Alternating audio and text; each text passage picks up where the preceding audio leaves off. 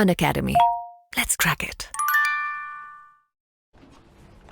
And your optional paper is mathematics. Yes, sir. Tell me, as a mathematician, what contribution will you make to the policy formulation in the government?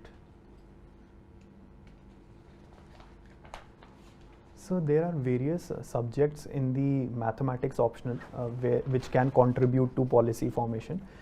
First is operations research, which particularly were used at a greater extent in the COVID also, where logistical supply modeling and mathematical modeling were used to reduce the vaccine deficit and oxygen deficit between the hospitals and the citizens. The second is the usage of such mathematical models like correlation and regression for calculation of parameters like birth and death rates for census calculations, and similarly IMR and MMR for particular regions. Also, calculus can be used for decreasing the T&D losses when we talk about the electricity transmission and distribution sector. And we can also use them in climate and geoscience modeling, which can be used to reduce the disaster management in the future as well. You have overlooked the use of statistics. That's the most important, you know. So correlation and regression were statistics. Okay, so that's what, yes, sir.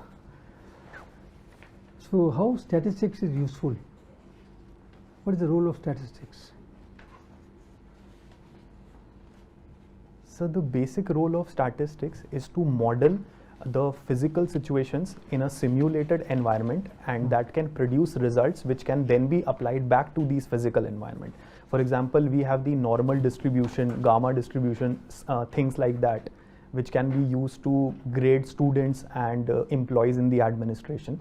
Similarly, calculation of various parameters, as I mentioned, birth and death rates, can also be used. So correlation and regression related to statistics can be used at a greater extent. What about collection of data?